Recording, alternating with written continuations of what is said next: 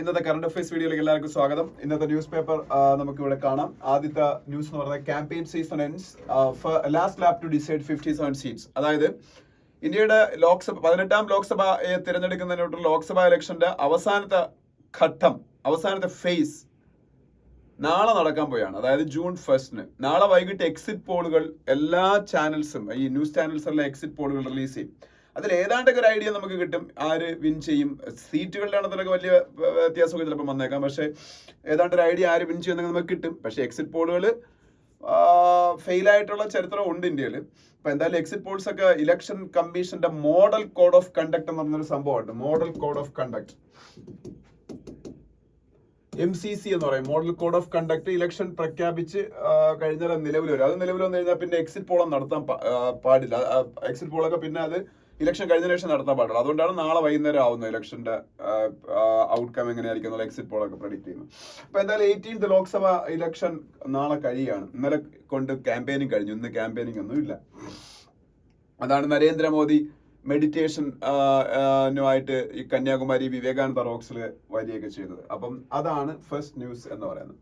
Second news, I didn't single out any community for special treatment. ഈ മൻമോഹൻ സിംഗ് 2007 തോന്നുന്ന ഒരു statement പറഞ്ഞു. ഇന്ത്യയിലെ ബാക്ക്വേർഡ് ക്ലാസ്സസ്, എസ്പെഷ്യലി മുസ്ലിംസ് ഒക്കെയാണ് ഇന്ത്യയുടെ റിസോഴ്സസിന്റെ ഫസ്റ്റ് അവകാശികൾ എന്ന് പറഞ്ഞു. അത് പലപ്പോഴും നരേന്ദ്രമോദി പിന്നീട് അന്ന് ഗുജറാത്ത് ചീഫ് മിനിസ്റ്റർ ആയിരിക്കുന്ന കാലം തൊട്ട് ഇന്നത്തെ 2024 ലോക്സഭാ ഇലക്ഷന്റെ ക്യാമ്പയിനിങ്ങിൽ വരെ ഹിന്ദുസിന് അവകാശപ്പെട്ട, ഹിന്ദു ഒബിസിസിനും SC/STസിനും ഒക്കെ അവകാശപ്പെട്ട റിസോഴ്സസ് മുസ്ലിംസിന് religious based reservation Indian constitution allow ചെയ്തിട്ടില്ലെങ്കിൽ ഇവിടെ കോൺഗ്രസിന്റെ എന്താ പറയുന്ന Congress intention is to snatch away the reservation rights of OBCs and SC/STs and transfer it to Muslims എന്ന് പറഞ്ഞൊരു ഫാൾസ് പ്രൊപ്പഗണ്ട അദ്ദേഹം ഇലക്ഷനിലെല്ലാം പ്രചരിപ്പിക്കാറുണ്ട്. അപ്പൊ അതുകൊണ്ടായിരിക്കണം ഒരു ക്ലാരിഫിക്കേഷൻ മൻമോഹൻ സിംഗ് വളരെ മോശം ഹെൽത്ത് കണ്ടീഷനിലാണെന്നാണ് എൻ്റെ അറിവ്. എന്തായാലും അദ്ദേഹം അങ്ങനെ ലാസ്റ്റ് ഫേസ് ഓഫ് ഇലക്ഷൻ മുമ്പായിട്ട് അദ്ദേഹത്തിന് ഒരു സ്റ്റേറ്റ്മെന്റ് വന്നേക്കാണ്. പഞ്ചാബിൽ പ്രത്യേകിച്ച് ഇലക്ഷൻ നടക്കുന്ന ദിവസമാണ് നാളെ. അപ്പൊ പഞ്ചാബിൽ അത്യാവശ്യം ഒരു ഹോൾഡ് ഉള്ളൊരു നേതാവാണ് പഞ്ചാബിയായ മൻമോഹൻ സിംഗ്. അതുകൊണ്ടായിരിക്കണം അദ്ദേഹം ഒരു സ്റ്റേറ്റ്മെന്റ് ഒക്കെ പറഞ്ഞത്. പിന്നെ monsoon sets in over Kerala and north east. കേരളത്തിലും നോർത്ത് ഈസ്റ്റേൺ സ്റ്റേറ്റുകൾ എന്ന് പറയുമ്പോൾ മണിപ്പൂരിലൊക്കെ ഇപ്പോൾ ഫ്ലഡ് ആണ്. മണിപ്പൂരിന്റെ ക്യാപിറ്റൽ ഇംഫാലിലൊക്കെ ഫ്ലഡ് ആയി കഴിഞ്ഞു. കേരളത്തിൽ ഇതായിരിക്കും ഫ്ലഡ് ഒന്നും ആയിട്ടില്ല. There is A chance for flood എന്നാണ് പറയപ്പെടുന്നത്. ഈ മാസമല്ല, ഓഗസ്റ്റ് ഒക്കെ ആകുമ്പോഴത്തേക്ക് IMDയുടെ പ്രഡിക്ഷനിൽ തന്നെ അത് പറയുന്നുണ്ട്. എബവ് നോർമൽ മൺസൂൺ ആണ് കേരളത്തിലേക്ക് കിട്ടാൻ പോകുന്നത്. അപ്പം മൺസൂൺ ഓൾ ഓവർ ഇന്ത്യ ഇതുവരെയും ആയിട്ടില്ല. പതുക്കെ എല്ലായിടത്തും ആവും. നോർത്ത് ഇന്ത്യൻ സ്റ്റേറ്റുകൾ is reeling under heavy heat waves. അതിനെക്കുറിച്ചാണ് ഇന്നത്തെ ഹിന്ദുവിന്റെ ഫസ്റ്റ് എഡിറ്റോറിയൽ തന്നെ. They are facing the heat waves and at the same time south Indian states like Kerala, Tamil Nadu etcetera are facing monsoon. അതുപോലെ നോർത്ത് ഈസ്റ്റേൺ സ്റ്റേറ്റുകളിലെ monsoon ആണ്. അപ്പൊ അതിനെക്കുറിച്ചൊരു news കാണാം. പിന്നെ ഇത് വലിയൊരു അത്യാവശ്യമുള്ള ന്യൂസ് ആണ്. Startup Agnikul launches world's first rocket with fully 3D printed engine. അതിനെക്കുറിച്ച് ടെക്നിക്കൽ ഡീറ്റെയിൽസ് ഒന്നും പറഞ്ഞുതരാൻ കൂടുതൽ എനിക്ക് അറിയത്തില്ല, കാരണം അത് എൻ്റെ ഫീൽഡല്ല, ആ ഒരു സ്പേസ് ടെക്നോളജി അങ്ങനെയുള്ള കാര്യങ്ങളൊക്കെ. പക്ഷെ ഇതിൽ എനിക്ക് പറയാനുള്ള 1-2 കാര്യങ്ങൾ. Agnikul, startup Agnikul, that is the most important thing for us to note. എന്ന് പറഞ്ഞാൽ ഇന്ത്യയിൽ മുമ്പ് സ്പേസ് ടെക്നോളജി അല്ലെങ്കിൽ space sector was the monopoly of ISRO, Indian space research organisation, and recent government of India decided to open up the space sector for the startup companies or private ഇൻവെസ്റ്റ്മെന്റിന് വേണ്ടിയിട്ട്. Startup മാത്രമല്ല, private കമ്പനീസിന് invest ചെയ്യാൻ വേണ്ടിയിട്ടുള്ള ഒരു മേഖലയായിട്ട് ഈ ഇടയ്ക്കാണ് space sector തുറന്നു കൊടുത്തത്. അപ്പം ആ ഒരു മൊണോപ്പൊളി ISROയുടെ ഇന്ത്യയിൽ ബ്രേക്ക് ചെയ്യാണ്. അത് വേണം, കാരണം എന്താണെന്ന്, ലോകത്തിലെ ഏറ്റവും വലിയ സ്പേസ് ഏജൻസിയായ NASA, national aeronautical and space administration, NASA, അമേരിക്കയുടെ നാസ, ഈ നാസ ഉള്ളപ്പോഴാണ് അവിടെ നിങ്ങൾ ശ്രദ്ധിക്കണം. ഇപ്പോൾ നമ്മളുടെ എലോൺ മസ്കിന്റെ ഈ സ്പേസ് എക്സ് ഉള്ളതും, എലോൺ മസ്കിന്റെ സ്പേസ് എക്സ് ആണ് ഇപ്പൊ ഇന്റർനാഷണൽ സ്പേസ് സ്റ്റേഷനിലേക്കൊക്കെ ആൾക്കാരെ കൊണ്ടുവന്നത്. ഇന്റർനാഷണൽ സ്പേസ് സ്റ്റേഷൻ എന്ന് പറഞ്ഞാൽ നമ്മളുടെ ആകാശത്തെ ഏറ്റവും വലിയ മനുഷ്യ നിർമ്മിതിയാണ്. ഭൂമിയിൽ നിന്ന് നോക്കിയാൽ നേക്കടായി വെച്ച് കാണാവുന്ന മനുഷ്യന്റെ നിർമ്മിതിയായിട്ടുള്ള സംഭവം ഇന്റർനാഷണൽ സ്പേസ് സ്റ്റേഷൻ ആണെന്നാണ് പറയുന്നത്. US മാത്രം ചേർന്നല്ല ഉണ്ടാക്കിയത്, US-ഉം റഷ്യയും യൂറോപ്യൻ യൂണിയനും എല്ലാവരും ചേർന്ന് ഉണ്ടാക്കിയതാണ് international space station. International space സ്റ്റേഷനിൽ ഇടയ്ക്കിടയ്ക്ക് കാർഗോ കൊണ്ടുപോകുന്നതും ഒക്കെ സ്പേസ് എക്സിന്റെ മൊഡ്യൂൾസിലാണ്, അല്ലെങ്കിൽ സ്പേസ് എക്സിന്റെ ലോഞ്ച് വെഹിക്കിൾസിലാണ്, അല്ലാതെ നാസയുടെ അല്ല. അതുപോലെ ബ്ലൂ ഒറിജിൻ എന്ന് പറയുന്ന ആമസോണിന്റെ കമ്പനിയുണ്ട്. ആമസോണിന്റെ ഫൗണ്ടർ ജെഫ് ബിസോസിന്റെ കമ്പനിയാണ് ബ്ലൂ ഒറിജിൻ. ഈ ഇടയ്ക്ക് ഇന്ത്യക്കാരനായിട്ടുള്ള ആദ്യത്തെ സ്പേസ് ടൂറിസ്റ്റ് ആയിട്ട് ഒരാൾ മാറി. പുള്ളിയുടെ പേര് ഞാൻ ഇപ്പം മറന്നുപോയി. അത് ഞാൻ ഈ ഇടയ്ക്ക് ഒരു നമ്മളുടെ ബിജു നായർ ഫാക്ട് ചെക്സ് എന്ന് പറയുന്ന എൻ്റെ യൂട്യൂബ് ചാനലിൽ ഞാൻ അദ്ദേഹത്തിന്റെ പേരൊക്കെ ഇട്ടതാണ്. സന്തോഷ് ജോർജ് കുളങ്ങര ഒക്കെ ഇപ്പൊ സ്പേസ് ടൂറിസ്റ്റ് ആവാൻ പോകുന്നേ ഉള്ളൂ. പക്ഷെ അതിന് മുമ്പ് എൻ്റെ ഒരു ഇന്ത്യക്കാരൻ സ്പേസ് ടൂറിസ്റ്റ് ആയി. സ്പേസിൽ പോയിട്ടുള്ള ഇന്ത്യക്കാരുണ്ട്, സ്പേസ് ടൂറിസ്റ്റ് ആയിട്ടുള്ള ഇന്ത്യക്കാരൻ്റെ കാര്യം ഞാൻ പറഞ്ഞത്. സ്പേസിൽ പോയ ആദ്യത്തെ ഇന്ത്യക്കാരൻ രാകേഷ് ശർമ്മയാണ്. സ്പേസിൽ പോയ ആദ്യത്തെ ഇന്ത്യക്കാരൻ രാകേഷ് ശർമ്മയാണ്. ഇത് സ്പേസ് ടൂറിസ്റ്റ് ആയിട്ട് കാശുള്ളവന് പോകാമല്ലോ, അതാണ്. അപ്പം ഞാൻ പറഞ്ഞത്, അപ്പം അത് ബ്ലൂ ഒറിജിൻ എന്ന് പറയുന്ന പിന്നീട് ഈ ആമസോണിന്റെ കമ്പനി വഴിയാണ്. അതുപോലെ ബ്രിട്ടീഷുകാരനായ ബിസിനസ്മാൻ റിച്ചാർഡ് ബ്രാൻസൺ എന്ന് പറഞ്ഞ ഒരാളുണ്ട്. റിച്ചാർഡ് ബ്രാൻസൺ, അദ്ദേഹത്തിന്റെ ഇതുപോലുള്ള ഒരു സ്പേസ് കമ്പനി ഉണ്ട്. അതിന്റെ പേരാണ് വിർജിൻ. ഈ വിർജിൻ വഴിയാണ് സന്തോഷ് ജോർജ് കുളങ്ങര സ്പേസ് ടൂറിസ്റ്റ് ആയിട്ട് സ്പേസിൽ പോകാൻ പോകുന്നത്. അപ്പൊ ആ ഒരു സംഭവം അതുകൊണ്ട് ആണ് അമേരിക്കയിലേക്ക് ഈ സ്പേസ് എന്ന് പറയുന്ന സെക്ടറിൽ നാസയുടെ പുതിയ കാര്യങ്ങളിലേക്ക് ശ്രദ്ധിക്കാം. ലോഞ്ചിങ് മറ്റു കാര്യങ്ങളും ഇങ്ങനെയുള്ള അതൊക്കെ പ്രൈവറ്റ് കമ്പനീസ് ചെയ്തോളും. അതുപോലെ ഇന്ത്യയിലും വരാൻ പോവുകയാണ്. ഇപ്പൊ ഇന്ത്യയിൽ more than 100 startups are there in space sector. അപ്പൊ അതുകൊണ്ട് തന്നെ ഇന്ത്യ ഗവൺമെന്റ് ഒരു പുതിയ സ്ഥാപനം രൂപീകരിച്ചു, ഇൻ സ്പേസ് എന്ന് പറയുന്ന സ്ഥാപനം. ഈ പ്രൈവറ്റ് പ്ലേയേഴ്സിന് ഒരു എനേബിളിംഗ് എൻവയോൺമെന്റ് ക്രിയേറ്റ് ചെയ്ത് കൊടുക്കാനും ഒപ്പം ഇന്ത്യയുടെ ഈ പ്രൈവറ്റ് കമ്പനീസിനെയൊക്കെ, ഈ സ്പേസ് സെക്ടറിലെ പ്രൈവറ്റ് കമ്പനീസിനെയൊക്കെ റെഗുലേറ്റ് ചെയ്യണം. ബാങ്കിങ് സെക്ടറിൽ RBI റെഗുലേറ്റ് ചെയ്യുന്ന പോലെ, ഇൻഷുറൻസ് സെക്ടറിൽ IRDA റെഗുലേറ്റ് ചെയ്യുന്ന പോലെ, SEBI securities and exchange board of India Indian stock മാർക്കറ്റുകളെ റെഗുലേറ്റ് ചെയ്യുന്നത് പോലെ there should be a regulator. Since there is private participation, there should be a regulator. ആ റെഗുലേറ്റർ ആയിട്ട് ഈ ഇൻസ്പേസ് എന്ന് പറയുന്ന സ്ഥാപനത്തിനെ ഗവൺമെന്റ് ഓഫ് ഇന്ത്യ റീസെന്റ് ആയിട്ട് ഡെവലപ്പ് ചെയ്തു. ഇൻസ്പേസ് എന്ന് പറഞ്ഞാൽ Indian national space promotion and authorisation centre. Indian national space promotion and authorisation centre, InSpace. അപ്പൊ അത് ഉണ്ടാക്കി. അതിനുശേഷം സ്കൈ റൂട്ട് എന്ന് പറയുന്ന ഒരു കമ്പനി, ആ കമ്പനിയുടെ പേര് സ്കൈ റൂട്ട് എന്നാണ് എൻ്റെ ഓർമ്മ. സ്കൈ റൂട്ട് എന്ന് പറയുന്ന കമ്പനി ആദ്യമായിട്ട് ഇന്ത്യയിൽ നിന്ന് ഒരു പ്രൈവറ്റ് സാറ്റലൈറ്റ് ലോഞ്ചിങ് നടത്തുന്ന സ്ഥാപനമായിട്ട് മാറുകയും ചെയ്തു. സ്കൈ റൂട്ട് അതെല്ലാം എനിക്ക് തോന്നുന്നു തമിഴ്നാട് ബേസ്ഡ് ആയിട്ടുള്ള കമ്പനികളൊക്കെയാണ് ഈ പറഞ്ഞ സ്റ്റാർട്ടപ്പ് കമ്പനി. സ്കൈ റൂട്ട് എന്ന് പറയുന്ന കമ്പനിയാണ് ആദ്യമായിട്ട് ഇന്ത്യയിൽ നിന്ന് സ്വന്തം പിന്നീട് ലോഞ്ച് വെഹിക്കിൾ ഉപയോഗിച്ച് അവരൊരു സാറ്റലൈറ്റ് ലോഞ്ച് ചെയ്തു. സ്കൈ റൂട്ട് എന്ന് പറയുന്ന ഒരു സ്റ്റാർട്ടപ്പ് കമ്പനി. ഇപ്പം അഗ്നികുൾ എന്ന് പറയുന്ന അനദർ സ്റ്റാർട്ടപ്പ് കമ്പനി, അവര് ചെയ്തത് അവരുടെ സ്വന്തം ലോഞ്ച് പാഡ്. നേരത്തെ സ്കൈ റൂട്ട് ചെയ്തത് ഈ സാറ്റലൈറ്റ് ലോഞ്ച് ചെയ്ത് അവരുടെ സ്വന്തം ലോഞ്ച് പാഡിൽ നിന്നല്ല. That was done from the launch pad of ISRO at Sriharikota. പക്ഷെ ഇവിടെ ഈ അഗ്നികുൾ എന്ന് പറഞ്ഞ കമ്പനി ചെയ്തത് ശ്രീഹരിക്കോട്ടയിൽ തന്നെ അവരുടെ സ്വന്തം ലോഞ്ച് പാഡ് ഡെവലപ്പ് ചെയ്ത്. ആ ലോഞ്ച് പാഡിന്റെ പേര് ധനുഷ് എന്നാണ്. ധനുഷ് എന്ന് പറയുന്ന ലോഞ്ച് പാഡ് ഈ പറഞ്ഞ അഗ്നികുൾ എന്ന് പറഞ്ഞ കമ്പനി സ്വന്തമായിട്ട് ഡെവലപ്പ് ചെയ്തു. അതും ശ്രീഹരിക്കോട്ടയിൽ തന്നെയാണ്. ISROയുടെ ടെക്നിക്കൽ അസിസ്റ്റൻസ് ഒക്കെ ഒരുപക്ഷെ കിട്ടിക്കാണും. ശ്രീഹരിക്കോട്ടയിലാണ് ISROയുടെ മെയിൻ ലോഞ്ച് പാഡ് ഉള്ളത്. ഇനി പുതിയ ലോഞ്ച് പാഡ് ISROയുടെ വരുന്നുണ്ട് തമിഴ്നാട്ടിൽ. അപ്പോൾ അത് സ്മോൾ സാറ്റലൈറ്റ്സ് ഒക്കെ ലോഞ്ച് ചെയ്യാൻ വേണ്ടിയിട്ടാണ്. സ്മോൾ സാറ്റലൈറ്റ്സ് ഒക്കെ ലോഞ്ച് ചെയ്യാൻ വേണ്ടി തമിഴ്നാട്ടിൽ പുതിയൊരു ലോഞ്ച് പാഡ് വരുന്നുണ്ട് ഈ ISROയുടെ. ഇപ്പോൾ ഉള്ളത് ശ്രീഹരിക്കോട്ടയിൽ സതീഷ് ധവാൻ സ്പേസ് സെന്ററിലാണ്. ഇപ്പൊ ഇതേ ശ്രീഹരിക്കോട്ടയിൽ ഞാൻ പറഞ്ഞു ഈ അഗ്നികുൾ എന്ന് പറയുന്ന കമ്പനി ധനുഷ് എന്നുള്ള പേരുള്ള ലോഞ്ച് പാഡ് ഡെവലപ്പ് ചെയ്തിട്ട് അവിടെ നിന്നാണ് അവരുടെ ഈ അഗ്നിബാൺ എന്നാണ് ആ സംഭവം ഇന്നലെ ലോഞ്ച് ചെയ്ത ലോഞ്ച് വെഹിക്കിളിന്റെ പേര് അഗ്നിബാൺ. അതൊരു ക്രയോജനിക് ആയിട്ടുള്ള സെമി ക്രയോജനിക് ആയിട്ടുള്ള വേൾഡിലെ first rocket with fully 3D printed engine എന്നാണ് പറയുന്നത്. അതെന്താണെന്ന് കൂടുതൽ പറഞ്ഞാൽ എനിക്ക് അറിഞ്ഞു. ഇങ്ങനെ പഠിച്ചു വെച്ചിരുന്നാൽ വേൾഡിലെ first rocket with fully 3D printed engine, വേൾഡിലെ ഫസ്റ്റ് ആണ് rocket with fully 3D printed engine. Semi cryogenic എഞ്ചിനാണ് ഇത് യൂസ് ചെയ്യുന്നത്. ക്രയോജനിക്സ് എന്ന് പറഞ്ഞാൽ study of extreme low temperature ആണ് ക്രയോജനിക് എന്ന് പറയുന്നത്. ഈ ക്രയോജനിക് സാങ്കേതിക വിദ്യ ഉപയോഗിക്കുന്ന റോക്കറ്റുകളിലാണ്. ഇതിൽ ഉപയോഗിച്ചിരിക്കുന്ന സെമി ക്രയോജനിക് എഞ്ചിനാണ്. അപ്പൊ അതിന്റെ പേരാണ് അഗ്നിബാൺ. അവര് ഇന്നലെ ടെസ്റ്റ് ചെയ്ത സെമി ക്രയോജനിക് എഞ്ചിൻ. അത് വേൾഡിലെ first rocket with fully 3D printed എഞ്ചിനാണ്. അഗ്നിബാൺ എന്നാണ് പേര്. അവരുടെ സ്വന്തം ലോഞ്ച് പാഡിൽ നിന്നാണ് ലോഞ്ച് ചെയ്തത്. ധനുഷ് കമ്പനിയുടെ പേര് അഗ്നികുൾ.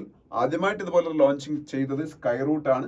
പക്ഷെ അത് അവരുടെ സ്വന്തം ലോഞ്ച് പാഡിൽ നിന്നല്ല, ISROയുടെ ശ്രീഹരിക്കോട്ടയിൽ ലോഞ്ച് പാഡിൽ നിന്നാണ് അന്ന് അവർ ചെയ്തത്. ഇൻ സ്പേസും പഠിച്ചു വെച്ചേക്കുക വളരെ ഇമ്പോർട്ടൻ്റ് ആണ്. സോ ISROയുടെ മാത്രം ഡോമിനൻസ് അല്ല ഇതിന് തൊട്ട് സ്പേസ് സെക്ടറിൽ. പിന്നെ ഒരു കാര്യമുണ്ട്, ISRO അത് എന്ത് നല്ലതാണെന്ന് പറയാം. ISRO സന്തോഷമാണ് ഇങ്ങനെ ISROയുടെ കയ്യിൽ നിന്ന് കുറെ കാര്യങ്ങൾ പോകുമ്പോൾ. കാര്യം ISROയ്ക്ക് ഇനി ഈ സാറ്റലൈറ്റ്സ് ലോഞ്ചിങ് അല്ലെങ്കിൽ സ്മോൾ സാറ്റലൈറ്റ്സ് ലോഞ്ചിങ് ഇതിലൊന്നും അവർക്ക് ഇനി ഒന്നും പ്രൂവ് ചെയ്യില്ല. അവരത് പല തവണ തെളിയിച്ചതാണ്. വേൾഡിൽ ഏറ്റവും കോസ്റ്റ് ഇഫക്റ്റീവായിട്ട് ഇതൊക്കെ ചെയ്യാൻ പറ്റുന്ന ഇത് ഞങ്ങൾക്കാണ് എന്ന്. ലോകത്തിലെ പല രാജ്യങ്ങളുടെയും പല യൂണിവേഴ്സിറ്റീസിന്റെയും പല കമ്പനീസിന്റെയും ഒക്കെ സാറ്റലൈറ്റ്സ് അവർ ലോഞ്ച് ചെയ്യുന്നുണ്ട്. അതൊക്കെ ഇനി പതുക്കെ പ്രൈവറ്റ് പ്ലേയേഴ്സിന് കൊടുത്താലേ ഇവർക്ക് മാർസ് മിഷനും അല്ലെങ്കിൽ ജൂപ്പിറ്റർ മിഷനും സൺ മിഷനും ഇപ്പൊ ആദിത്യ എൽ 1 എന്നൊക്കെ പറയുന്ന സൺ മിഷനൊക്കെ കഴിഞ്ഞില്ല, ചന്ദ്രയാനും അതുപോലുള്ള ഹെവി ആയിട്ടുള്ള സംഭവങ്ങളായിട്ട് മുമ്പോട്ട്. അത് തന്നെയാണ് അവർ എയിമും. ഭാവിയിൽ ഇന്ത്യയുടെ സ്പേസ് സ്റ്റേഷൻ 2035 കൂടി ഇന്ത്യയുടെ സ്പേസ് സ്റ്റേഷനൊക്കെ വരാൻ പോവുകയാണ്. മൂണിൽ ലാൻഡ് ചെയ്യാൻ പോവുകയാണ്. ഇതൊക്കെയാണ് ചലഞ്ചിങ് ആയിട്ടുള്ള പരിപാടികൾ. അതിലേക്ക് ISROയ്ക്ക് മാറാൻ പറ്റും. അതിന് വേണ്ടിയിട്ടാണ് ഇങ്ങനെ ചെയ്യുന്നത്. ISROയുടെ ചെയർമാൻ ആരാണ്? S സോമനാഥ് അല്ലെ? അത് ചെയർമാനൊക്കെ എല്ലാവർക്കും അറിയാം. നമ്മളുടെ ചന്ദ്രയാൻ 3 കഴിഞ്ഞപ്പോൾ എല്ലാവരും അതൊക്കെ പഠിച്ചു. ഇനി നെക്സ്റ്റ് പേജിലേക്ക് പോകുമ്പോൾ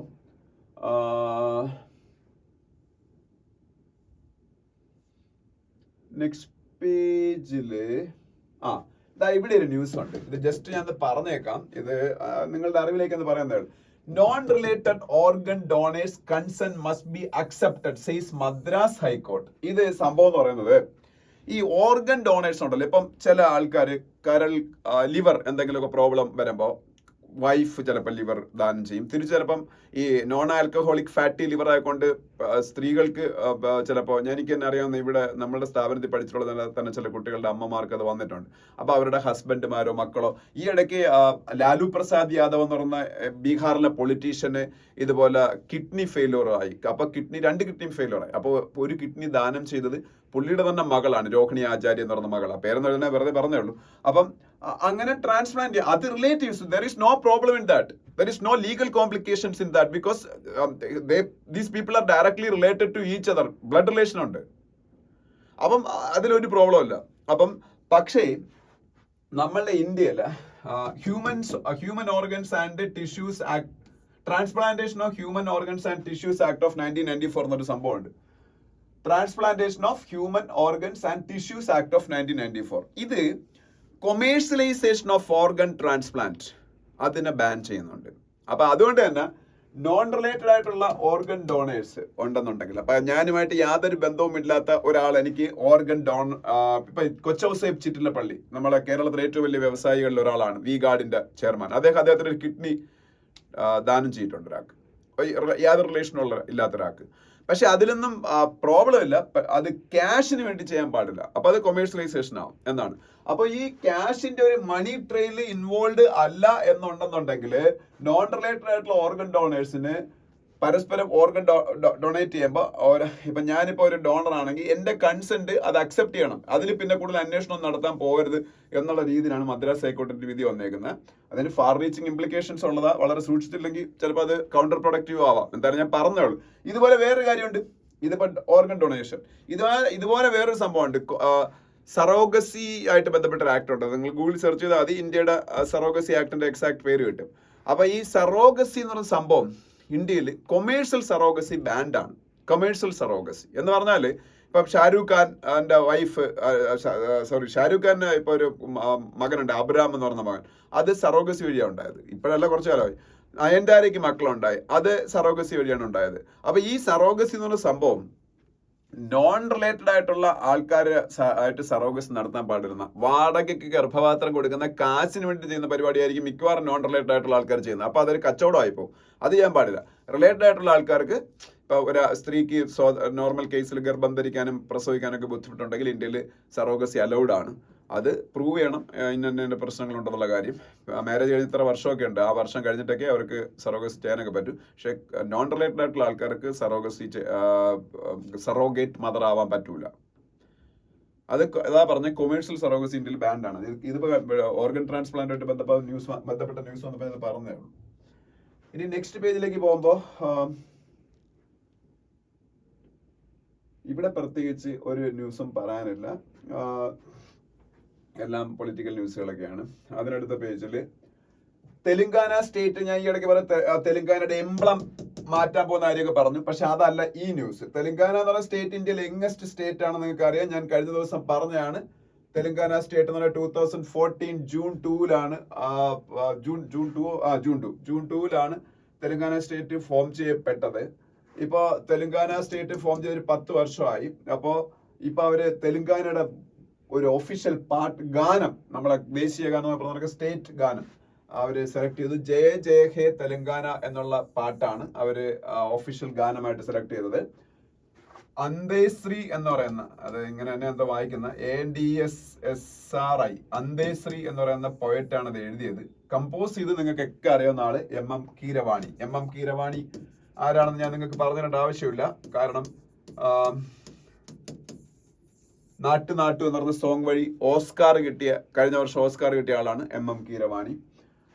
അപ്പോൾ അവർ രണ്ടുപേരും, ഈ പോയറ്റും അതുപോലെ ഈ അന്തേശ്രീ എന്ന് പറഞ്ഞ പോയറ്റും MM കീരവാണി എന്ന് പറഞ്ഞ കമ്പോസറും കൂടെ Revanth Reddy, chief minister of തെലങ്കാനയായിട്ട് ഒരുമിച്ച് നിൽക്കുന്ന ഫോട്ടോ അവിടെ കാണാം. ഇനി അതിനടുത്ത പേജിലേക്ക് പോകുമ്പം ഈ സ്പോട്ട്ലൈറ്റ് പേജ് നമുക്ക് വേണ്ട, അതിനടുത്ത പേജ് മെട്രോ പ്ലസ് പേജ് നമുക്ക് വേണ്ട.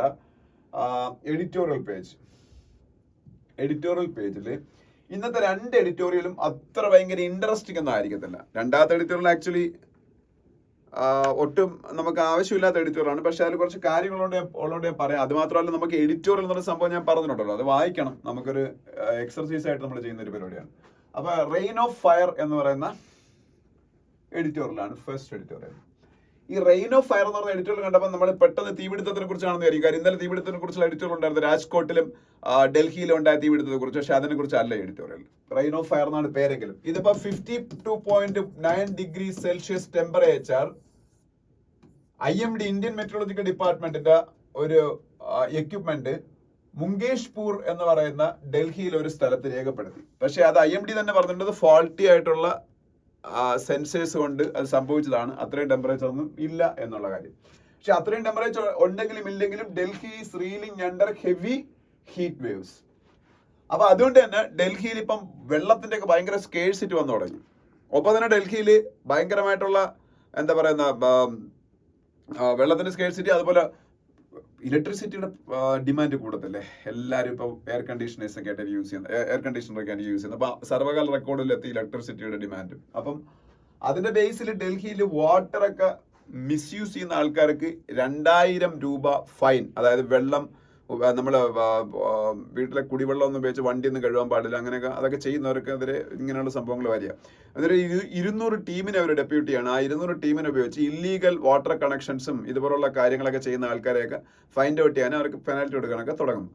അപ്പം ഇതിൽ കുറെ പ്രോബ്ലംസ്. ഇല്ലീഗൽ വാട്ടർ കണക്ഷൻസ് എന്ന് പറയുമ്പോഴത്തേക്ക് ഡൽഹിയിൽ കോളനികളിൽ ഈ ടെന്റുകളിലോ അല്ലെങ്കിൽ താൽക്കാലിക വീടുകളിലൊക്കെ താമസിക്കുന്ന ഒരുപാട് ആൾക്കാരുണ്ട്. അവരെയൊക്കെ വാട്ടർ കണക്ഷൻ നഷ്ടപ്പെടുന്ന ഒരു അവസ്ഥ വന്നാൽ ഈ കൊടും ചൂടിൽ ഭയങ്കര പ്രശ്നമാണ്.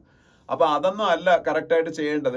പിന്നെ അതുപോലെ തന്നെ നമ്മൾ പലപ്പോഴും നമ്മൾ ഈ ക്ലൈമറ്റ് ചേഞ്ചിനെയാണ് ഇത്തരത്തിലുള്ള ഹെവി ഹീറ്റിന് നമ്മൾ യഥാർത്ഥത്തിൽ ബ്ലെയിം ചെയ്യുന്നത്. പക്ഷെ അതിനെ മാത്രമല്ല ബ്ലെയിം ചെയ്യേണ്ടത് എന്നതിൽ പറയുന്നുണ്ട്. കാര്യം നമ്മളെ പോർലി കൺസ്ട്രക്ട് ആയിട്ടുള്ള ബിൽഡിങ്ങുകൾ, അതുപോലെ അതായത് വെന്റിലേഷൻ ഒന്നും പ്രോപ്പർ ആയിട്ടില്ലാതെ ഉണ്ടാക്കുന്ന ബിൽഡിങ്ങുകൾ, അതുപോലെ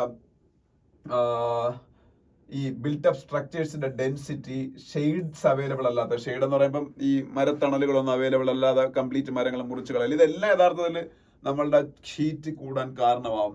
അപ്പം ഈ നമ്മൾ ഇതൊക്കെ കൊണ്ട് ക്ലൈമറ്റ് ചേഞ്ച് ഈ മരങ്ങളൊക്കെ മുറിക്കുന്നതുകൊണ്ട് ഉണ്ടാവും, ഇല്ലെന്ന് പറയുന്നില്ല. പക്ഷെ ക്ലൈമറ്റ് ചേഞ്ചിന് മാത്രം അതിൽ നമ്മൾ ഫോക്കസ് ചെയ്യുന്ന കാര്യമില്ല. മാൻമെയ്ഡ് ഡിസാസ്റ്റേഴ്സ് ആണ് കുറേയൊക്കെ ഇത് എന്നുള്ള രീതിയിലാണ് ഈ എഡിറ്റോറിയൽ പറയുന്നത്. അപ്പോൾ ഇപ്പൊ ഈ വാട്ടറിന്റെ കാര്യം തന്നെ പറയുമ്പോൾ ഈ വാട്ടർ സ്കേഴ്സിറ്റിയൊക്കെ അവോയ്ഡ് ചെയ്യാൻ വേണ്ടിയിട്ട് ഇത്തരത്തിലുള്ള പ്രശ്നങ്ങൾ ഉണ്ടാകും. നമുക്കത് അൺഫോർസീൻ ആയിട്ട് ഇത്തരത്തിലുള്ള ഇഷ്യൂസ് ചില വർഷങ്ങളിൽ ഉണ്ടാവാം. അപ്പം അതിനനുസരിച്ച് ഈ വാട്ടർ പോലുള്ള സംഭവങ്ങൾ എമർജൻസി ആയിട്ട് ഉപയോഗിക്കാൻ വേണ്ടിയിട്ട് ഒരു എമർജൻസി സ്റ്റോറേജ് ഉണ്ടാക്കി വെക്കുക. അതുപോലെ ഇപ്പൊ ഒരു പ്രശ്നം വരുമ്പോൾ മാത്രം ഇല്ലീഗൽ കണക്ഷൻസും വാട്ടറിന്റെ മിസ്യൂസും ഒക്കെ കണ്ടെത്താൻ വേണ്ടിയിട്ട് ആൾക്കാരെ വിടുന്നതിന് പകരം റൗണ്ട് ദ ഇയറും പിന്നീട് ആൾക്കാരെ ഈ ഒഫീഷ്യൽസിനെ ഇതുപോലുള്ള കാര്യങ്ങൾ ചെക്ക് ചെയ്യാൻ വേണ്ടിയിട്ട് ഡെപ്യൂട്ട് ചെയ്യുക. അങ്ങനെ കുറെ കാര്യങ്ങളാണ് ഇതിൽ ഈ എഡിറ്റോറിയൽ പറയുന്നത്. അപ്പൊ അതൊരു എന്താ പറയുന്ന ഒരു റിസോഴ്സ് റിച്ച് ആയിട്ടുള്ള എഡിറ്റോറിയലൊന്നും അല്ല, ഡൽഹിയെ മാത്രം ഫോക്കസ് ചെയ്യുന്ന ഒരു എഡിറ്റോറിയലാണ്. പക്ഷെ this is applicable to all places in the world. India എന്നല്ല, എല്ലായിടത്തും ഇത് ആപ്ലിക്കബിൾ ആണ്. ഓക്കെ, അപ്പം ഡൽഹിയെ ഫോക്കസ് ചെയ്ത് പറയുന്നേക്കാം. രണ്ടാമത്തേന്ന് പറഞ്ഞാൽ നിങ്ങൾ കേട്ടിട്ട് പോലും ഇല്ലാത്ത ഒരാളിനെ കുറിച്ചാണ്. അങ്ങനെ കേൾക്കേണ്ട ആവശ്യമില്ല, ഒരു സ്റ്റുഡന്റ് ആക്ടിവിസ്റ്റ് മാത്രമാണ് ഇയാള്. പക്ഷെ അയാള് ഫേസ് ചെയ്യുന്ന ഒരു പ്രോബ്ലം ആണ് ഈ എഡിറ്റോറിയൽ പറയുന്നത്. ഉമർ ഖാലിദ് എന്ന് പറയുന്ന ഒരു സ്റ്റുഡന്റ്, ഈ കനയ്യ കുമാറൊക്കെ നിങ്ങൾ ഒരു പക്ഷേ കേട്ടിട്ടുണ്ടായിരിക്കും, കോൺഗ്രസിൽ ഈ ഇടയ്ക്ക് ചേർന്ന ഒരു യൂത്ത് ലീഡറാണ് കനയ്യ കുമാർ. അയാളെ കൂടെ JNU ജവഹർലാൽ നെഹ്റു യൂണിവേഴ്സിറ്റി പഠിച്ച ആളാണ് ഉമർ ഖാലിദ്. ഈ 2019 ഇന്ത്യയിൽ CAA കൊണ്ടുവരുന്നത്, സിറ്റിസൺഷിപ്പ് അമെൻമെന്റ് ആക്ട്. ഇപ്പോഴാണ് നടപ്പാവുന്നത്, പക്ഷേ CAA കൊണ്ടുവരുന്ന 2019 സിറ്റിസൺഷിപ്പ് അമെൻമെന്റ് ആക്ട്. അതെന്താണെന്ന് ഞാൻ പറഞ്ഞിട്ടുണ്ട്. പാകിസ്ഥാനിൽ നിന്ന്, ബംഗ്ലാദേശിൽ നിന്ന്, അഫ്ഗാനിസ്ഥാനിൽ നിന്നും അവിടെ റിലീജിയസ് പെർസിക്യൂഷൻ നേരിട്ട് ഇന്ത്യയിലേക്ക് വരുന്ന 6 കമ്മ്യൂണിറ്റീസിന്, ഹിന്ദുസും ക്രിസ്ത്യൻസും പാഴ്സികൾ, സിഖ് മതക്കാർ, ജൈന മതക്കാർ, ബുദ്ധമതക്കാർ, അങ്ങനെയുള്ള 6ഓളം പേർക്ക് ഇന്ത്യയിൽ സിറ്റിസൺഷിപ്പ് കൊടുക്കാൻ വേണ്ടിയില്ല. ഇതിന് എഗൈൻസ്റ്റ് ആയിട്ട് അവിടെ ഒരു പ്രക്ഷോഭം ഉണ്ടാവുകയാണ്. ഇന്ത്യയിലെ പല സ്ഥലങ്ങളിലും ഉണ്ടായെങ്കിലും ഡൽഹിയിൽ അതങ്ങ് ഭയങ്കരമായിട്ട് കടുക്കും. കുറെ ആൾക്കാർ മരിക്കുന്ന ഒരു കമ്മ്യൂണൽ റയറ്റായിട്ട് ഈ മാറും. ഈ റയറ്റിന് കോൺസ്പിരസി നടത്തിയ ആൾക്കാരുണ്ടെന്നും അതിന് പ്രൂഫ് ഉണ്ടെന്നും ഡൽഹി പോലീസ് ഡൽഹിയിലെ ഈ കേസ് ഡീൽ ചെയ്യുന്ന സെഷൻസ് കോർട്ടിൽ ആ പ്രൂഫ് കൊടുക്കുകയും ചെയ്തു. വാട്സപ്പ് ചാറ്റാണ് പ്രൂഫായിട്ട് അവർ കൊടുക്കുന്നത്. അപ്പൊ അത് ഉമർ ഖാലിദ് ഉൾപ്പെടെ കുറെ കോൺസ്പിറേറ്റേഴ്സിന്റെ ബാക്കിലുണ്ടെന്ന് പറയുന്നു. അപ്പൊ സ്വാഭാവികമായിട്ട് റയറ്റ് ആയതുകൊണ്ട് തന്നെ UAPA ചുമത്തി. UAPAയുടെ പ്രോബ്ലം ഒക്കെ ഇന്നലെ നിങ്ങളുടെ പറഞ്ഞാണ്, അൺലോഫുൾ ആക്ടിവിറ്റീസ് പ്രിവെൻഷൻ ആക്ട്. അഥവാ ജാമ്യം കിട്ടാൻ ഭയങ്കര പാടാ, ജാമ്യം ഇല്ല സത്യത്തില്. അപ്പൊ പ്രത്യേകിച്ച് പ്രൂഫ് ഉണ്ടെങ്കിൽ പിന്നെ ഒരു രക്ഷയില്ല. ആ പ്രൂഫിന്റെ സാങ്ക്ടിറ്റി എന്നും ബെയിൽ ആപ്ലിക്കേഷൻ സ്റ്റേജിലൊന്നും അവരത് ചെക്ക് ചെയ്ത് പോലും ഇല്ല ഈ സെഷൻസ് കോർട്ടൊന്നും, അല്ല കോർട്ടുകൾ, സെഷൻസ് കോർട്ട് എന്നല്ല കോർട്ടുകൾ. അപ്പൊ ഡൽഹി ഹൈക്കോർട്ടിലേക്കും സുപ്രീം കോടതിയിലേക്കും ഇയാള് ഈ ബെയിൽ ആപ്ലിക്കേഷൻസിന് വേണ്ടിയിട്ട് ബെയിലിന് വേണ്ടി ആപ്ലിക്കേഷൻ കൊടുത്തതിൽ കഴിഞ്ഞ 3 വർഷമായിട്ട് ഉമർ ഖാലിദിന്റെ ആപ്ലിക്കേഷൻ ഡിനേ ചെയ്യപ്പെട്ടുകൊണ്ടിരിക്കുകയാണ്. സുപ്രീം കോടതി കേസ് പരിഗണിച്ച പോലുമില്ല. അങ്ങനെ സുപ്രീം കോടതിയിൽ നിന്ന് അയാളുടെ ബെയിൽ ആപ്ലിക്കേഷൻ വിത്ഡ്രോ ചെയ്തിട്ട് വീണ്ടും സെഷൻസ് കോർട്ടിലേക്ക് വന്നപ്പോൾ മിനിഞ്ഞാന്ന് സെഷൻസ് കോർട്ട് വീണ്ടും അയാൾക്ക് ബെയിൽ നിഷേധിച്ചു. ഈ UAPA ആക്ടിന്റെ അടിസ്ഥാനത്തിൽ അയാൾക്കെതിരെയുള്ള ഈ വാട്സപ്പ് തെളിവുകളൊക്കെ പരിശോധിച്ച് നോക്കുമ്പോൾ ജാമ്യം അർഹിക്കുന്ന അല്ല എന്ന് പറഞ്ഞ്. അപ്പം ഇതുമായിട്ട് ബന്ധപ്പെട്ട് വേറെ 3 പേർക്ക് 2021 തന്നെ ഈ സെയിം കേസിൽ അവർക്ക് ജാമ്യം കിട്ടി. അപ്പം ഇത് ഒരു പേഴ്സണൽ ലിബർട്ടി, അതുപോലെ ഇയാൾ 3 വർഷമായിട്ട് ജയിലിൽ കിടക്കുന്നു, അതൊക്കെ നോക്കുമ്പോഴത്തേക്ക് അതുപോലെ തന്നെ ഇടയ്ക്ക് എനിക്ക് തോന്നുന്നു ഡൽഹി ഹൈക്കോർട്ടിന്റെ എങ്ങാണ്ട് ഒരു ഇതുമായിട്ട് ബന്ധപ്പെട്ടൊരു പരാമർശം ഉണ്ടായിരുന്നു ഈ ചില ആൾക്കാരുടെ അറസ്റ്റുമായിട്ട് ബന്ധപ്പെട്ട്. അതായത് ഈ ഡൽഹി പോലീസ് യഥാർത്ഥത്തിൽ കുറച്ചൊന്ന് ആവേശം കൂടിപ്പോയാണ് ചിലരെയൊക്കെ അറസ്റ്റ് ചെയ്തത്. അതായത് ഈ പ്രൊട്ടസ്റ്റ് ചെയ്യാനുള്ള അവകാശം എല്ലാവർക്കും ഉണ്ടല്ലോ.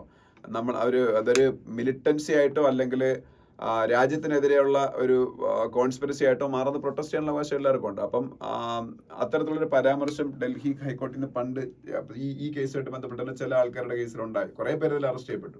അപ്പൊ അത് കൺസിഡർ ചെയ്യുമ്പോൾ ഉമർ ഖാലിദിന് ഈ ജാമ്യം കൊടുക്കേണ്ടതാണ്, ഇനി അത് നീട്ടിക്കൊണ്ടുപോകുന്നു പറഞ്ഞൊക്കെയാണ് ഹിന്ദുവിന്റെ എഡിറ്റോറിയൽ. ഓക്കെ, അപ്പൊ നിങ്ങൾക്ക് ഇത് വായിക്കാൻ വേണ്ടിയിട്ടാണ് ഞാൻ ഈ എഡിറ്റോറിയൽ നിങ്ങൾക്ക് ഇത് എക്സ്പ്ലെയിൻ ചെയ്ത് തരുന്നത്. ഇത് വായിച്ച് നിങ്ങൾ അണ്ടർസ്റ്റാൻഡ് ചെയ്യാൻ ഒരു കോംപ്രഹെൻഷൻ എബിലിറ്റി നിങ്ങൾക്ക് കൂട്ടാൻ വേണ്ടി. അല്ലാതെ ഇതില് കാര്യമുണ്ടെന്ന് വെച്ചാൽ കാര്യമുണ്ട്, അതില് നമ്മളുടെ ഫണ്ടമെന്റൽ റൈറ്റ്സുമായിട്ട് ബന്ധപ്പെട്ട കുറച്ച് കാര്യങ്ങളൊക്കെ വരുന്നുണ്ട്. ഓക്കെ, അപ്പൊ UAPA എന്താണെന്ന് അറിയുക, അങ്ങനെ കുറെ കാര്യങ്ങളുണ്ട്. പിന്നെ India and the managed care promise എന്ന് പറഞ്ഞ ഒരു ആർട്ടിക്കിൾ ഇവിടെ ഉണ്ട്. ഇതൊന്നും നിങ്ങൾ വായിച്ചില്ലെങ്കിലും കുഴപ്പമില്ല, പക്ഷെ ഇതിൽ ചില കാര്യങ്ങൾ പറയുന്നതിനെ കുറിച്ച് ഞാൻ പറയാം. ഇത് യൂണിവേഴ്സൽ ഹെൽത്ത് കവറേജുമായിട്ട് ബന്ധപ്പെട്ട ഒരു ആർട്ടിക്കിളാണ്. അതായത് എല്ലാവർക്കും ഹെൽത്ത് കവറേജ് എൻഷർ ചെയ്യേണ്ടത് നമ്മളെ ഗവൺമെന്റ് ഓഫ് ഇന്ത്യയുടെ അല്ലെങ്കിൽ സ്റ്റേറ്റ് ഗവൺമെന്റുകളുടെയൊക്കെ ജോലിയാണ്. അതിനാണ് യൂണിവേഴ്സൽ ഹെൽത്ത് കവറേജ് എന്ന് പറയുന്നത്. ഇപ്പൊ പാവപ്പെട്ടവനും ഹെൽത്ത് കവറേജ് കിട്ടണം, പണക്കാരനും കിട്ടണം. ആ ഒരു ഇതായിട്ട് ബന്ധപ്പെട്ടാണ് ഇന്ത്യയിൽ ആയുഷ്മാൻ ഭാരത് സ്കീം ഒക്കെ വരുന്നത്. അതിനെ കുറിച്ചൊക്കെ ഇതിൽ പറയുന്നുണ്ട്.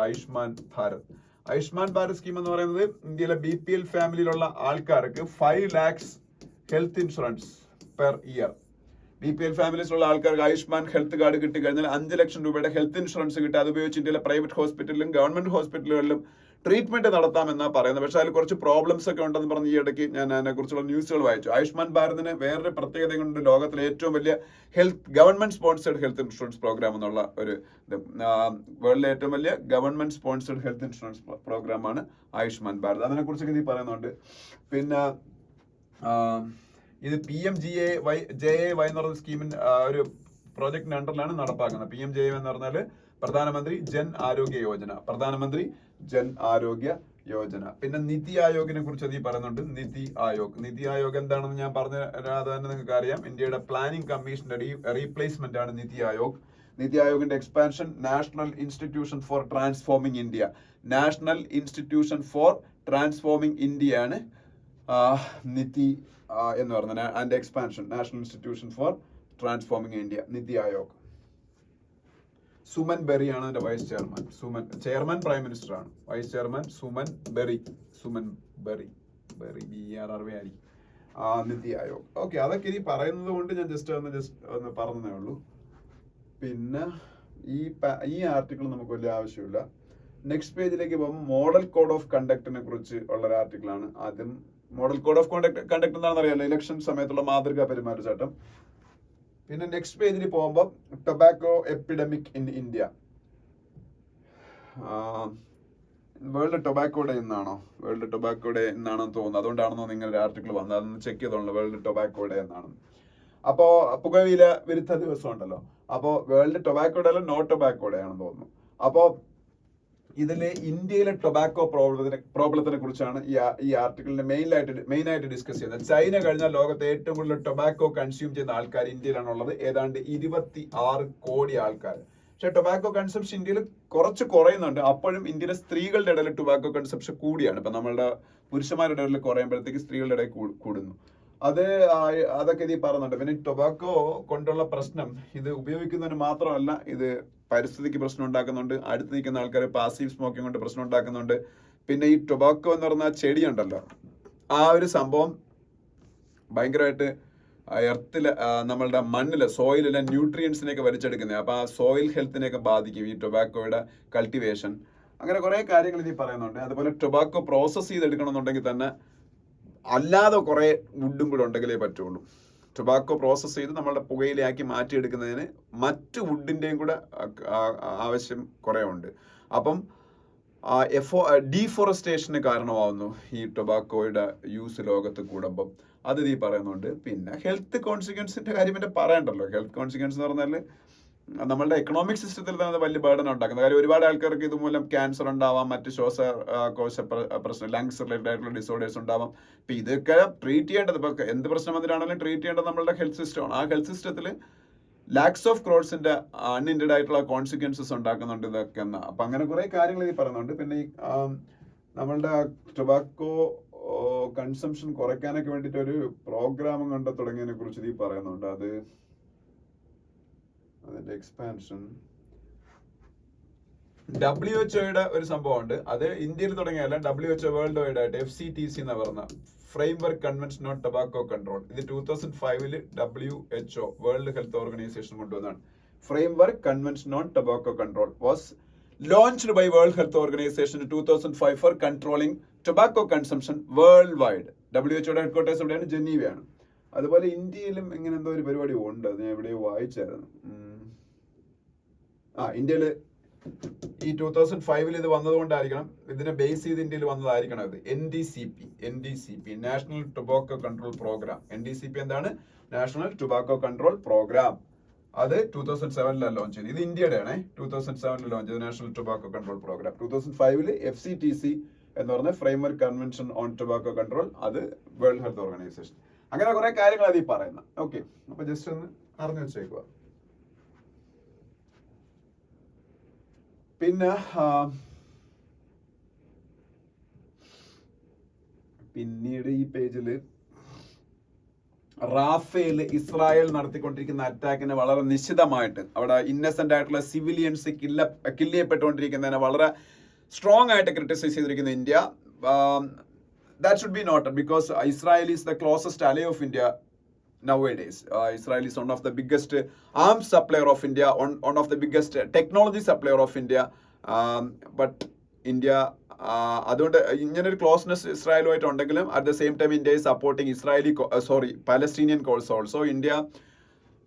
India recognized the Palestinian state way back in 1980. I think it is in 1980. 1980 തന്നെ ഇന്ത്യ പാലസ്റ്റീനിയൻ സ്റ്റേറ്റിനെ റെക്കഗ്നൈസ് ചെയ്തിട്ടുണ്ട്. ഈ ഇടയ്ക്ക് നമ്മൾ ക്ലാസ്സിൽ പറഞ്ഞിട്ടുണ്ട്, അയർലൻഡും നോർവേയും സ്പെയിനും പാലസ്റ്റീനിനെ റെക്കഗ്നൈസ് ചെയ്തത്. അതൊക്കെ പണ്ടേ നമ്മൾ ഇസ്രായേലിനെയും പാലസ്റ്റീനെ രണ്ടുപേരെയും നമ്മൾ റെക്കഗ്നൈസ് ചെയ്തിട്ടുണ്ട്. പക്ഷെ UN ഇതുവരെയ്ക്ക് റെക്കഗ്നൈസ് ചെയ്തിട്ടില്ല. അത് വേറെ കാര്യം.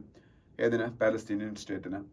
അപ്പം അതുപോലെ നമ്മൾ 2 സ്റ്റേറ്റ് സൊല്യൂഷന് വേണ്ടി വളരെ സ്ട്രോങ് ആയിട്ട് ബാധിക്കുന്നതാണ്. For co existing these 2 nations, Israel and Palestine, there should be a 2 state solution. 2 state solution എന്ന് പറഞ്ഞാൽ പാലസ്റ്റീൻ എന്ന് പറയുന്ന രാജ്യത്തിനെ അംഗീകരിക്കുക എന്നുള്ളതാണ്. അപ്പൊ അതെല്ലാം നമ്മൾ ഇവിടെ പറയുന്നുണ്ട്. ഓക്കെ, അപ്പം പിന്നെ Indian piece keeper gets UN award on gender advocacy എന്ന് പറയുന്ന ന്യൂസ് കാണാം. മേജർ രാധിക സെൻ ഇത് ഇന്ത്യക്ക് UN പീസ് കീപ്പിംഗ് മിഷൻ ഉണ്ട്. യുഎന്നിന്റെ പീസ് കീപ്പിംഗ് മിഷൻ. ഈ പീസ് കീപ്പിംഗ് മിഷനിലെ ഒരാളാണ് രാധിക സെൻ. അവർക്ക് UN military gender advocate of the year award 2023 കിട്ടി. UN military gender advocate of the year 2023. UN military gender advocate of the year award 2023. ഇത് യുഎന്നിന്റെ secretary general Antonio ഗ്യൂട്ടേഴ്സ് ആണ് അവർക്ക് സമ്മാനിച്ചത്. Antonio ഗ്യൂട്ടേഴ്സ് ഇവര് UN peace keeping മിഷനിലുള്ളതാണ്. Congo എന്ന് പറയുന്ന രാജ്യത്തുള്ള peace keeping mission, ഇത് ആഫ്രിക്കൻ കൺട്രിയാണ് കോങ്കോ. അവിടെ നടത്തിയ ഒരു പീസ് കീപ്പിംഗ് മിഷന്റെ ഭാഗമായിട്ടാണ് അവർക്ക് അവാർഡ് കിട്ടിയത്. നെക്സ്റ്റ് പേജ് ഫുള്ള് പൊളിറ്റിക്സ് നമുക്ക് വേണ്ട. അതിനടുത്ത പേജും ഫുള്ള് പൊളിറ്റിക്സ് ആണ് നമുക്ക് വേണ്ട.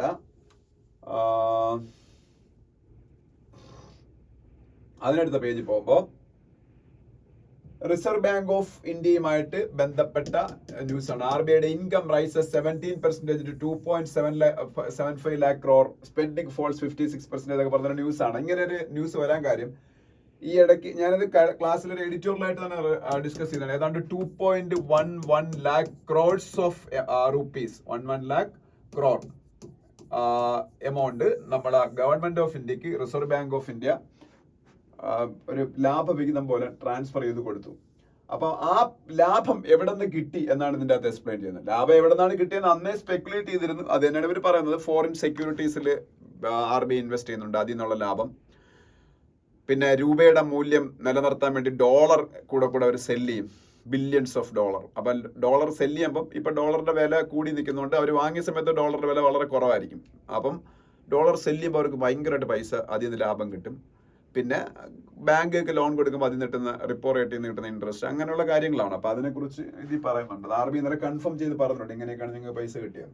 അപ്പൊ അതുമായിട്ട് ബന്ധപ്പെട്ട ന്യൂസാണ്. പിന്നെ RBI specifies framework for SRO എന്ന് പറഞ്ഞാൽ സെൽഫ് റെഗുലേറ്ററി ഓർഗനൈസേഷൻസ് ആണ്. Self regulatory organisations. ഫിൻടെക്കുകൾ എന്ന് പറയുന്ന സ്ഥാപനങ്ങളാണ് ഫിൻടെക്സ്. അതായത് ഇപ്പം നമ്മളിപ്പം ജിയോ ഫിനാൻഷ്യൽസ് അല്ലെങ്കിൽ അങ്ങനെയൊക്കെയുള്ള സ്ഥാപനങ്ങൾ. ഇപ്പം നമ്മൾ ഈ ജിയോ ഫിൻസർവ് എന്ന് പറഞ്ഞൊരു കമ്പനി ഉണ്ട്, റിലയൻസിന്റെ പുതിയൊരു ഫിനാൻസ് കമ്പനിയാണ്. ഇങ്ങനെ അതുപോലെ തന്നെ ഇതല്ലാതെ ഈ എന്താ പറയുന്ന നമ്മളുടെ ഓപ്പൺ എന്നൊക്കെ പറഞ്ഞ കേരള ബേസ്ഡ് ആയിട്ടുള്ള ഒരു നിയോ ബാങ്കിങ് കമ്പനിയൊക്കെ ഉണ്ട്. ഇതെല്ലാം ഫിൻടെക്കുകളാണ്. ഈ ഫിൻടെക്കുകൾ എന്ന് പറയുന്ന സംഭവങ്ങളെയും റെഗുലേറ്റ് ചെയ്യുന്ന RBI ആണെങ്കിലും ഈ ഫിൻടെക്കുകൾ എല്ലാം കൂടെ ചേർന്നുണ്ടെങ്കിൽ അവർക്ക് സ്വന്തമായിട്ട് റെഗുലേറ്ററി സംവിധാനം ഉണ്ടാക്കുക. അതിനാണ് SRO എന്ന് പറയുന്നത്, സെൽഫ് റെഗുലേറ്ററി ഓർഗനൈസേഷൻ. അതായത് സ്വയം നമ്മൾ തന്നെ റെഗുലേറ്റ് ചെയ്യണം. പക്ഷെ നമ്മളെ മുകളിൽ എപ്പോഴും RBIയുടെ ഒരു കണ്ണ് കാണുന്നത് വേറെ കാര്യം. അപ്പം ഫിൻടെക്കുകൾക്ക് SRO ഉണ്ടാക്കാനുള്ള ഫ്രെയിം വർക്ക്, എങ്ങനെയാണ് ഒരു SRO അവർ ഉണ്ടാക്കേണ്ടതെന്നൊക്കെയുള്ള ഗൈഡ് ലൈൻസ് ഇന്നലെ RBI കൊടുത്തു. അതിനെക്കുറിച്ചാണ്. ഇന്ത്യ ഏറ്റവും കൂടുതൽ എക്സ്പോർട്ട് ചെയ്യുന്ന സാധനങ്ങൾ ഒരെണ്ണമാണ് ഫാർമസ്യൂട്ടിക്കൽ പ്രോഡക്ട്സ്. അപ്പൊ ഇന്ത്യ ഈ വർഷം ഏതാണ്ട് 31 ബില്യന്റെ ഫാർമസ്യൂട്ടിക്കൽ പ്രോഡക്ട്സ് എക്സ്പോർട്ട്. അതൊന്നും വേണ്ട, വെറുതെ പറഞ്ഞേ ഉള്ളൂ. ഇതില് ഇന്ത്യയിലെ ഏറ്റവും വലിയ ഹോസ്പിറ്റൽ ചെയിൻ ആണ് അപ്പോളോ ഹോസ്പിറ്റൽസ്. ഇന്ത്യയിലെ ഏറ്റവും വലിയ ഹോസ്പിറ്റൽ ചെയിൻ. അതിന്റെ ചെയർമാൻ പ്രതാപ് റെഡ്ഡിയാണ്. ഇന്ത്യയിലെ ഏറ്റവും വലിയ ഹോസ്പിറ്റൽ ചെയിൻ. പിന്നെ NBFC എന്ന് പറഞ്ഞാൽ നോൺ ബാങ്കിങ് ഫിനാൻഷ്യൽ കമ്പനീസ് ആണ്. NBFC ഇന്ത്യയിലെ ഏറ്റവും വലിയ NBFCസിൽ ഒരെണ്ണമാണ് മുത്തൂറ്റ് ഫിനാൻസ്. ഏറ്റവും വലുതല്ല, ഏറ്റവും വലുതൊരെണ്ണം, ഇതിനേക്കാളും വലുത് വേറെ ഉണ്ട്. NBFCs എന്ന് പറഞ്ഞാൽ എന്താണ്? Non banking financial companies. Bank അല്ല, പക്ഷെ ബാങ്കിന്റെ കുറെ ഫംഗ്ഷൻസ് ഒക്കെ ചെയ്യാൻ പറ്റുന്ന സ്ഥാപനങ്ങളാണ് NBFCs, non banking financial companies എന്ന് പറഞ്ഞാൽ. അവരെ ഷാഡോ ബാങ്ക്സ് എന്ന് പറയും. ചിലപ്പോൾ ചില എക്സാംസിനൊക്കെ ചോദിക്കാറുണ്ട്, which of the following is known as shadow banks. അതിൽ അവർ ബാങ്കുകൾ അല്ലെങ്കിൽ സ്മോൾ ഫിനാൻസ് ബാങ്കുകൾ അല്ലെങ്കിൽ പേയ്മെന്റ് ബാങ്കുകൾ അല്ലെങ്കിൽ NBFCs അങ്ങനെയൊക്കെ ഓപ്ഷൻസ് തന്നേക്കും. അപ്പൊ NBFC ആണ് ഷാഡോ ബാങ്ക് എന്നറിയപ്പെടുന്നത്. റൂഫ് ടോപ്പ് സോളാർ ഇൻസ്റ്റലേഷനുമായിട്ട് ബന്ധപ്പെട്ട ഒരു ന്യൂസ് ഉണ്ട് ഇവിടെ. റൂഫ് ടോപ്പ് സോളാർ വീടുകളിൽ ഇൻസ്റ്റാൾ ചെയ്യുന്നതിന് വേണ്ടിയിട്ട് ഗവൺമെന്റ് ഓഫ് ഇന്ത്യ ഇപ്പൊ കൊണ്ടുവന്ന സ്കീമിന്റെ പേരെന്താണ്? PM സൂര്യഘർ മുഫ്ത് ബിജലി യോജന. സൂര്യഘർ മുഫ്ത് ബിജലി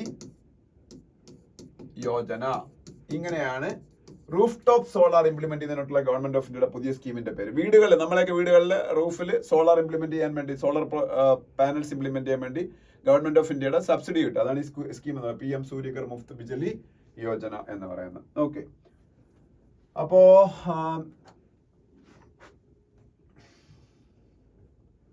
ഇത്രയാണ് ഈ പേജിൽ. ഇനി നമുക്ക് ഒരു കാര്യം ചെയ്യാം, ഇന്റർനാഷണൽ പേജിലേക്ക്. ഇനി നമ്മൾ പോകാൻ പോകുന്നത് ഇന്റർനാഷണൽ പേജിലേക്കാണ്.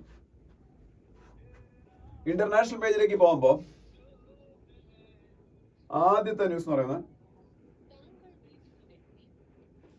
ഇന്റർനാഷണൽ പേജിൽ ആദ്യത്തെ ന്യൂസ് എന്ന് പറയുന്നത് ശ്രീലങ്ക എന്ന് വേണ്ട, Spanish parliament gives green light to amnesty bill for Catalans. Spain അറിയാലോ, ഇപ്പൊ നമ്മൾ റീസെന്റ് ആയിട്ട് ഡിസ്കസ് ചെയ്തോളൂ സ്പെയിൻ. ഇപ്പൊ കുറച്ചു മുമ്പ് ഞാൻ പറഞ്ഞു സ്പെയിൻ ഈ ഇടയ്ക്ക് പലസ്റ്റീൻ എന്ന് പറയുന്ന രാജ്യമായി റെക്കഗ്നൈസ് ചെയ്ത 3 യൂറോപ്യൻ രാജ്യങ്ങൾ, അതിലൊരെണ്ണം സ്പെയിനാണ്. സ്പെയിനും നോർവേയും അയർലൻഡും ആണെന്ന് ഞാൻ പറഞ്ഞു. സ്പെയിനിന്റെ പ്രൈം മിനിസ്റ്റർ പെഡ്രോ സാഞ്ചസ് ആണെന്ന് ഞാൻ കഴിഞ്ഞ ക്ലാസ്സിൽ പറഞ്ഞതാണ്.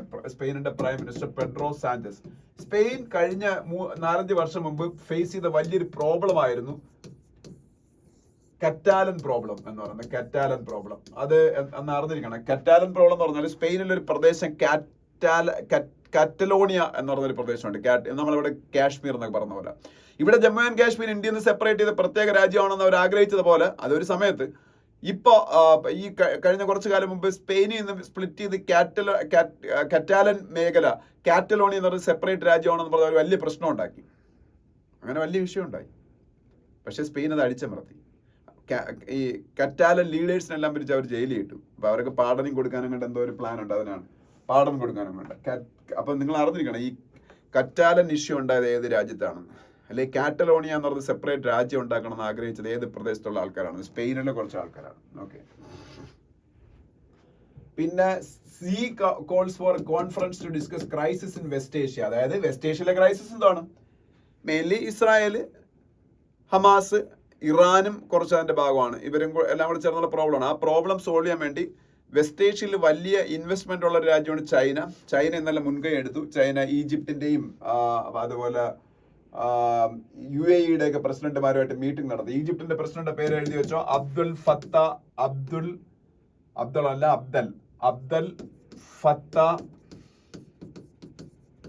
എൽ സിസി ആണ് ഈജിപ്തിന്റെ പ്രസിഡന്റ്.